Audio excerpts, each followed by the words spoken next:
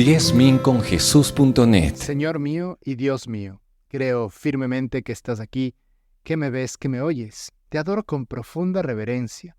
Te pido perdón de mis pecados y gracia para hacer con fruto estos 10 minutos con Jesús. Madre mía Inmaculada, San José mi Padre y Señor, Ángel de mi guarda, intercedan por mí.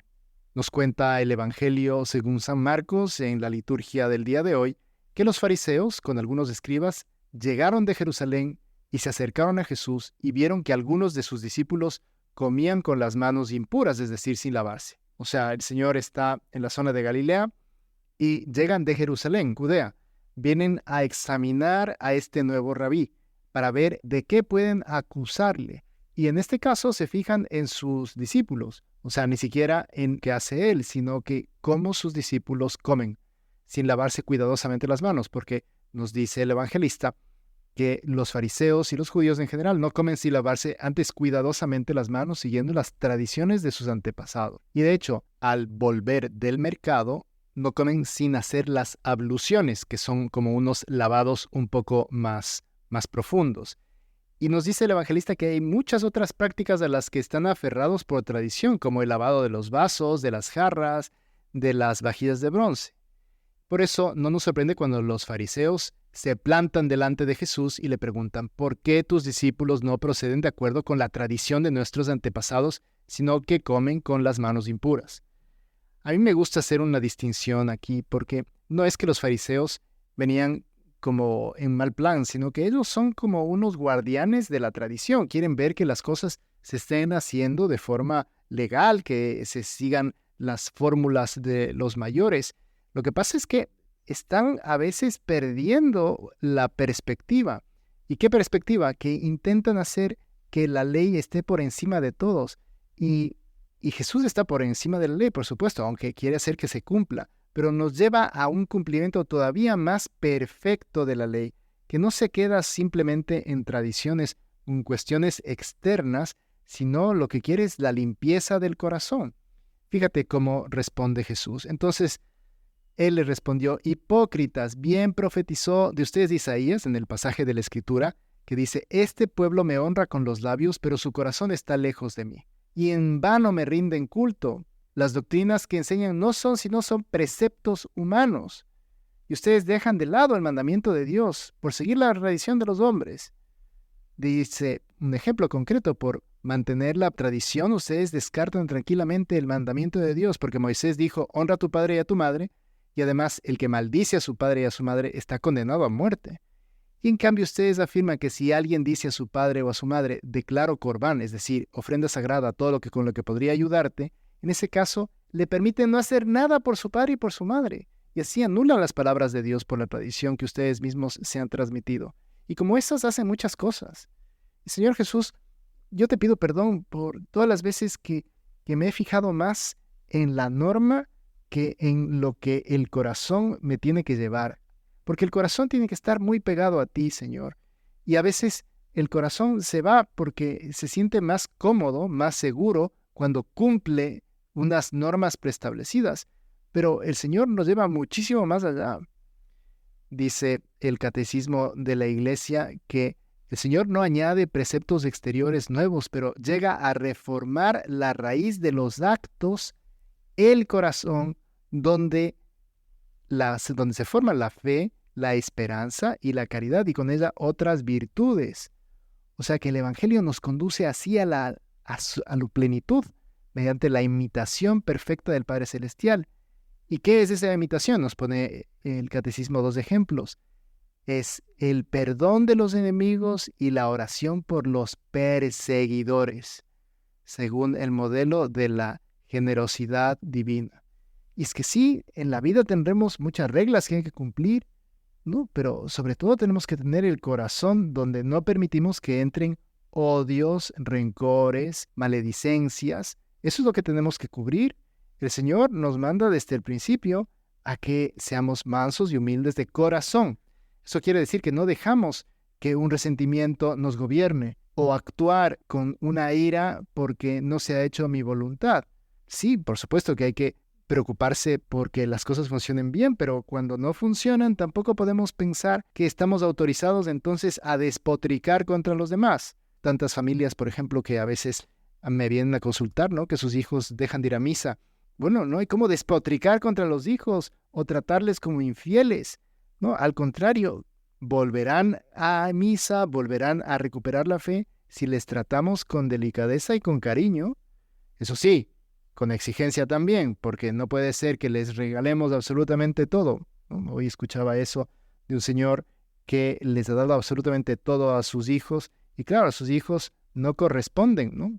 No corresponden porque efectivamente está acostumbrado a recibirlo todo. Soy los típicos spoiled kid, ¿no? El tipo que les ha dañado a sus hijos en base a quitarles todos los problemas que tenían de enfrente. Y a veces pensamos que les vamos a mantener la fe quitándole todas las posibilidades de que les cueste la fe, ¿no? Y que ir a domingo a misa sea algo fácil y que vivir todos los mandamientos sean fáciles, cuando en realidad no.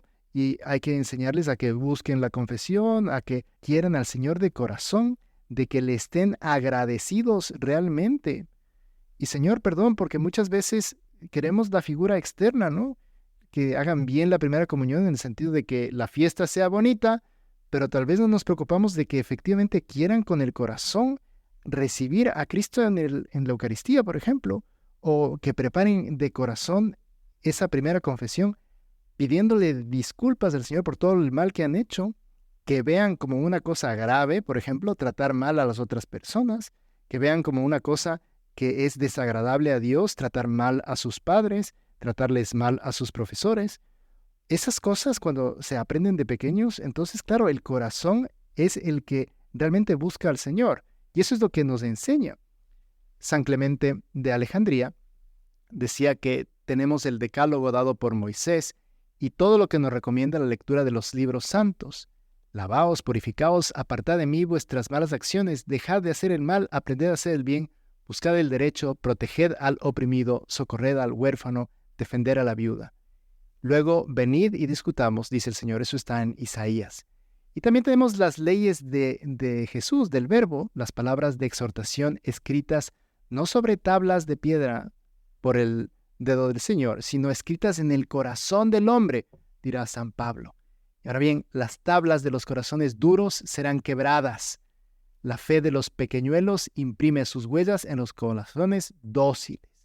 Y estas dos leyes le han servido al Verbo en la pedagogía de la humanidad, primero por boca de Moisés, luego por la boca de los apóstoles. San Clemente explicaba que teníamos que tener ese corazón dispuesto a acoger lo que el Verbo quiere que hagamos, que es tener misericordia de los demás. No necesitamos comportarnos siguiendo unas reglas durísimas, sino convirtiendo el corazón. Amar a Dios sobre todas las cosas no implica simplemente vivir unos mandamientos fríos, sino al contrario, lo que implica es tener el corazón dispuesto para lo que quiera el Señor, que nos volquemos en saber cuál es la voluntad de Dios para hacerla. En un velorio contaron esta historia del papá que me pareció súper bonita y que me gustaría terminar con esto. Una familia bastante grande que tenía una hacienda en las afueras de Quito y que salieron un viernes por la noche hasta la hacienda hace muchísimos años y se quedó el carro atrapado en la mitad del viaje, no podían volver, no podían continuar.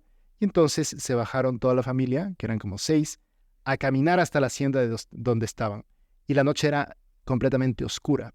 Y entonces el papá y el hijo mayor les dejaron al resto de la familia dentro de una caseta y se fueron caminando hasta la hacienda. Y se demoraron horas de horas de horas. Y después de muchísimas horas empezaron a escuchar un sonido en el fondo. Era el papá que en esa noche tan oscura volvía en un tractor para llevar a toda la familia. Y en esa noche que era oscura y que no se veía nada, de repente la luz del tractor iluminó completamente el camino. Todos subieron en el tractor y llegaron a la hacienda. Bueno, la historia tiene muchísimos matices, es mucho más bonita, pero yo quería tocar esto porque así nos hace el Señor. Cuando nos tenemos realmente confianza en Él, la luz llegará, aunque tengamos que esperar mucho tiempo. Y esos chicos a los que hemos recibido y formado en el corazón, tal vez se aparten y no vivan las leyes, la tradición, pero cuando están bien formados, llegará el Señor con esa luz fuertísima después de mucho tiempo y les hará que recuperen esa fe. Que no nos preocupemos por los actos, que vayamos a formar el corazón. Formar el corazón implica que querramos realmente hacer la voluntad de Dios, que no es simplemente actos de fuera, ¿no? Lavarse las manos, los fariseos estaban ahí, eso sí veían, lavarse las manos, pero no veían que realmente se ame de corazón. Y eso es lo que tenemos que buscar nosotros en nuestras propias vidas y en las vidas de los demás, que querramos realmente al Señor con el corazón. Por eso qué importante es, por ejemplo, ir a visitar al Santísimo en el Sagrario, hacer la vela de los jueves, estar como cuidando mejor después de comulgar ese tiempo de acción de gracias, porque eso es en definitiva formas concretas de amar a Dios con el corazón. Le ponemos estas intenciones en manos de nuestra Madre la Virgen, que no busquemos la tradición, que no busquemos la regla fría, que busquemos amar la voluntad de Dios de corazón. Ayúdanos, Madre. Te doy gracias, Dios mío, por los buenos propósitos, afectos e inspiraciones que me has comunicado en esta meditación. Te pido ayuda para ponerlos por obra. Madre mía Inmaculada, San José, mi Padre y Señor, Ángel de mi guarda, intercedan por mí.